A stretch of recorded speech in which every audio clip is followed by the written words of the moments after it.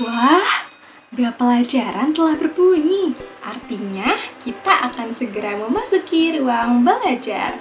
Maka dari itu, lekas persiapkan diri kalian dengan baik ya. Nah, sekarang kita sudah berada di dalam ruang belajar. Tapi, Ibu mau pantun dulu boleh? Boleh ya?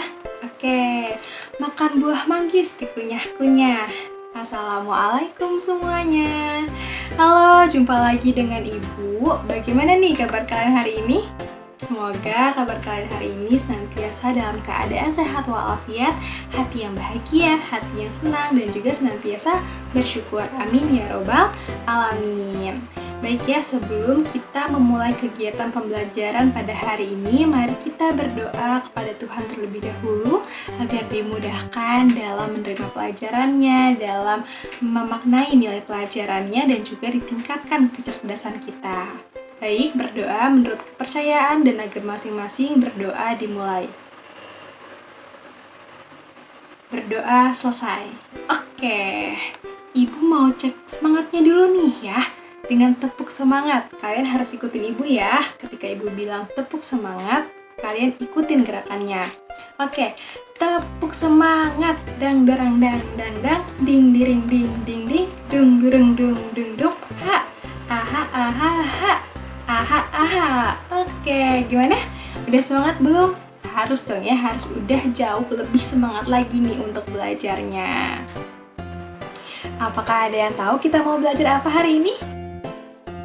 Ya, kita akan belajar mata pelajaran IPS dan PKN. Yang dimana tujuan pembelajaran IPS adalah untuk mengenal dan menghargai peristiwa perjuangan sebelum kemerdekaan dan juga mengenal dan menghargai sejarah pada masa Hindu-Buddha di Indonesia. Nah, sementara tujuan dari pelajaran PKN adalah untuk mengetahui dan memahami nilai persatuan dan kesatuan dalam menjaga keutuhan Negara Kesatuan Republik Indonesia. Penasaran materinya apa aja? Yuk, kita sama-sama belajar. Sebelum Indonesia terbentuk menjadi sebuah negara republik, dahulunya Indonesia itu berbentuk kerajaan-kerajaan yang ada pada setiap daerahnya. Nah, salah satu kerajaan Hindu-Buddha yang ada di Indonesia adalah Kerajaan Majapahit.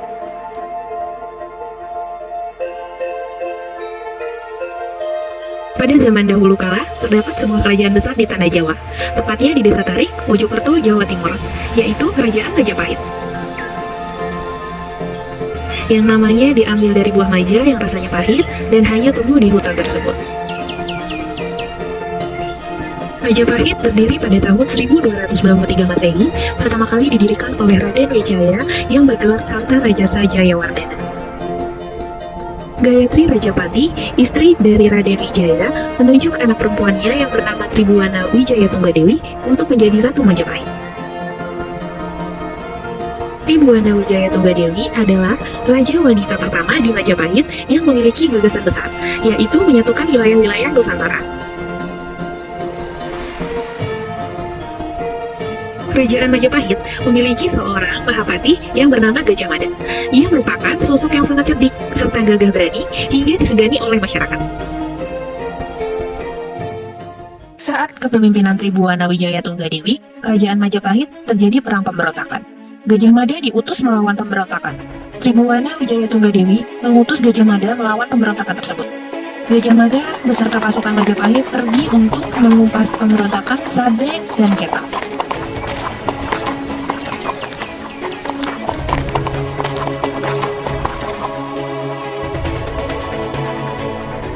Gajah Mada dengan sengit melawan pemberontakan itu.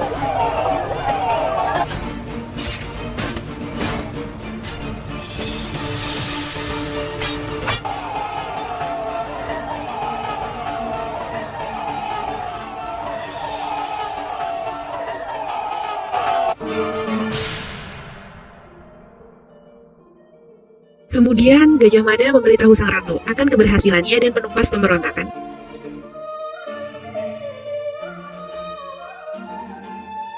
Gajah Mada diangkat sebagai Mahapati Majapahit. Pada saat pelantikannya, Gajah Mada mengucap Sumpah Palapa. Lamun hubus kalah Nusantara, isun amukti palapa. Lamun kalah ring gurun, ring seran, Tanjung Pura, Senharu, ring Pahang, Dompo, ring Bali, Sunda, Palembang, Tumasi, samana isun amukti palapa. Yang artinya tidak akan makan buah palapa sebelum wilayah Nusantara bersatu. Pemerintahan Tribuana Wijaya Tunggadewi mulai menunjukkan akan mampu membawa Majapahit pada kejayaannya. Gajah Mada sebagai petinggi Majapahit dengan semangat besar ingin membawa kejayaan, kemuliaan, dan kesejahteraan bagi rakyat Majapahit. Seluruh kepulauan Nusantara mengakui kekuasaan dan kebesaran Majapahit. Ada yang masih ingat isi dari Sumpah Palapa? Yuk kita baca bareng. Lamun huus kalah Nusantara, isun amuk di Palapa. Lamun kalah ring gurun, ring seran, Tanjung Pura, ring Haru, ring Pahang, Dompo, ring Bali, Sunda, Palembang, Tumasik, samana isun amuk di Palapa. Nah, gimana? Tadi kalian sudah menyimak dan menonton mengenai sejarah dan peristiwa singkat yang terjadi di Kerajaan Majapahit. Tadi ada sumpah apa ya? Sumpah yang dikeluarkan oleh Patih Gajah Mada, Sumpah Palapa, yang dimana di dalam sumpah tersebut menyatakan bahwa sang Patih Gajah Mada akan berpuasa memakan rempah-rempah sebelum wilayah yang disebut Nusantara pada saat itu bersatu. Jadi sumpah tersebut menyatakan tersirat bahwa ada keinginan yang besar untuk menyatukan wilayah yang disebut Nusantara pada saat itu. Lula, kemarin aku beneran dapat nilai bagus loh tugasnya. Wah, selamat ya. Kan udah aku bilang kalau cerita kamu emang bagus.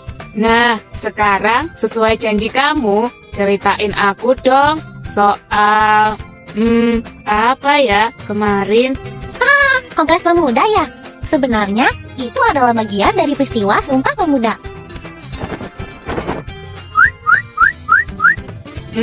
Maksudnya? Kongres Pemuda sebenarnya adalah rapat yang diadakan sama pemuda Indonesia di Batavia. Kongres ini diadakan 2 kali, Danang.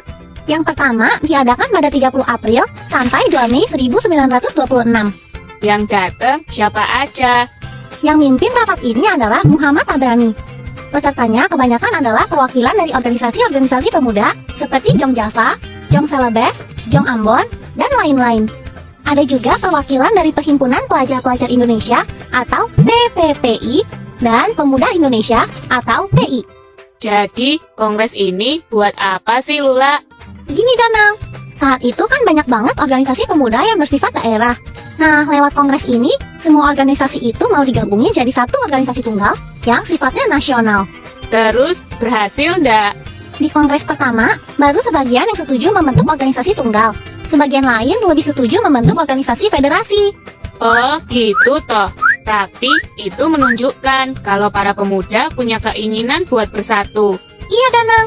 Itu dia hasil dari Kongres Pemuda 1, yaitu mengakui perlunya persatuan di Indonesia. Karena semangat persatuan itu, para pemuda nggak nyerah buat membentuk satu organisasi yang bersifat nasional. Makanya ada kongres kedua ya? Yap, betul sekali. Sidang pertama di tanggal 27 Oktober diadakan di Gedung Pemuda Katolik yang terletak di kawasan Lapangan Banteng. Beberapa pembicaranya ada Nyonya Puradi Reja, Sugondo Joyo Puspito, dan Muhammad Yamin. Ada perempuannya juga toh? Iya dong. Besoknya tanggal 24 Oktober, sidang kedua diadakan di Jalan Medan Merdeka Utara nomor 14 di Jakarta. Pembicaranya ada Nyonya Purnomo Wulan, Sarmidi Mangun Sarkoro, dan Joko Sarwono. Sidangnya dari jam 8 pagi sampai 12 siang. Terus istirahat dulu. Nah, pas istirahat, Witch Rudolf Supratman minta izin untuk mainin lagu ciptaannya yang berjudul Indonesia Raya. Wah, jadi itu pertama kalinya lagu kebangsaan terdengar. Iya, Danang. Habis istirahat, lanjut deh sidang ketiga. Tapi pindah lokasi ke Gedung Sumpah Pemuda. Pembicaranya ada Ramelan, Theo Pangamanan, dan Mr. Sunario. Sidangnya dari jam setengah 5 sore sampai selesai. Panjang banget sidangnya, sampai 3 kali. Iya, Danang. Pesertanya aja sampai 750 orang loh. Terus, Zaman itu kan negara kita masih dijajah, tapi Belanda aja sampai takut sama pertemuan para pemuda ini. Makanya, tiap sidang dijaga ketat sama Belanda. Tapi, dari Kongres Pemuda II inilah lahir yang namanya Sumpah Pemuda. Makanya, tanggal 28 Oktober diperingati sebagai Hari Sumpah Pemuda. Ayo Danang, kamu inget gak isinya Sumpah Pemuda? Aku cuma inget intinya, Lula, yaitu satu nusa, satu bangsa, dan satu bahasa, yaitu Indonesia. Isinya lupa, hehehe. Aku udah siapin contekannya, aku bacain ya. Sumpah Pemuda.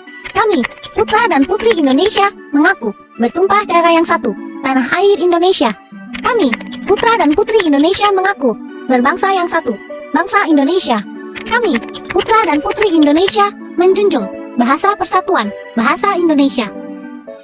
Aduh, udah Bel, padahal aku masih mau cerita.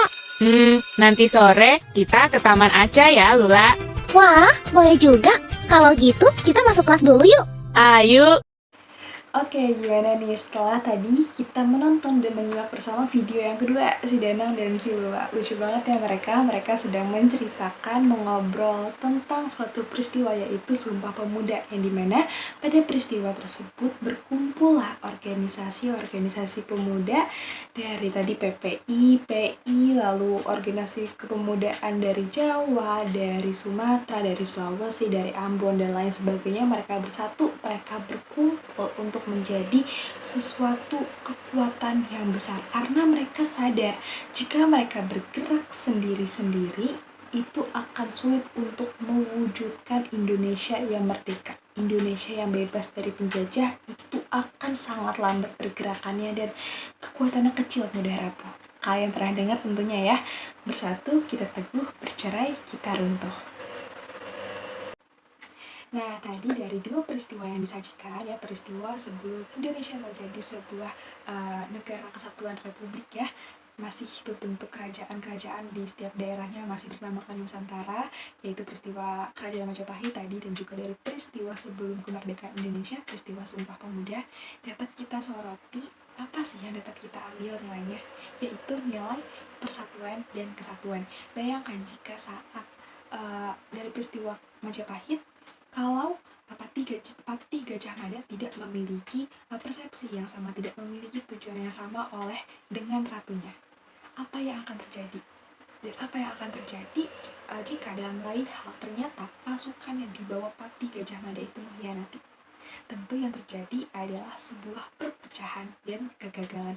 Pun begitu dengan peristiwa Sumpah Pemuda. Apa yang akan terjadi jika tidak adanya kesadaran untuk bersatu di antara pemuda-pemuda dari Sabang sampai Merauke? Tentu akan sangat sulit terwujudnya sebuah kemerdekaan Indonesia. Akan bergerak sendiri-sendiri, akan bergerak lambat, atau bahkan jika peristiwa Sumpah Pemuda itu tidak terjadi, mungkin saat ini kita masih dalam masa penjajahan. Kita tidak merasakan bebas untuk sekolah, tidak merasakan bebas untuk bekerja, tidak merasakan bebas untuk makan, dan lain sebagainya. Atau bahkan kita belum menjadi sebuah negara, kita masih diatur di bawah tangan negara penjajah. Itu yang akan terjadi jika tidak ada nilai persatuan dan kesatuan. Nah, lantas kita bagaimana sih mengimplementasikannya sekarang? Implementasikannya, mewujudkannya adalah dengan tetap menumbuhkan dan menjaga rasa kesadaran atas persatuan dan kesatuan. Bagaimana caranya? Dengan saling menghargai, dengan tidak merasa benar sendiri, tidak bersikap intoleransi, karena itu sangat amat mungkin terjadi dengan kondisi negara Indonesia yang sangat banyak suku, agama, budaya, adat, kebiasaan, dan lain sebagainya. Jika tidak ada rasa itu, maka sangat potensi rasa intoleransi terjadi, rasa egoisentris terjadi, rasa individualis terjadi. Maka dari itu, sebagai generasi muda, kalian, ibu, sama-sama menumbuhkan kesadaran atas nilai kesatuan dan persatuan. Bung Karno pernah berkata, zamanku lebih mudah ya, kurang lebihnya, karena aku melawan penjajah. Tapi saat ini kita akan lebih sulit karena melawan saudara sendiri. Itu rasa-rasa intoleransi, tidak menghargai, merasa diri sendiri, itu yang dimaksud. Maka Maka dari itu, kita harus menjaga tali persaudaraan kita. Kita jaga kemerdekaan kita. Kita teruskan, kita wujudkan bentuk-bentuk kemerdekaan lainnya. Kalian pernah dengar bahwa satu batang sapu lidi akan mudah patah jika dia sendiri. Tapi dia jika diikat dengan banyak batang-batang lidi bersatu, itu akan lebih kuat. Pun begitu analoginya dengan bangsa kita, negara kita, Indonesia. Jika kita bersatu, maka kita akan kuat. Tapi jika kita sendiri-sendiri, individualis, tidak menghargai, saling merasa benar sendiri, yang akan terjadi, kita mudah untuk patah, mudah untuk terbelah. Maka dari itu, semangat untuk terus menanamkan rasa persatuan dan juga kesatuan disertai dengan kesadaran. Sebagai penutup, jangan lupa kerjakan tugas ini ya.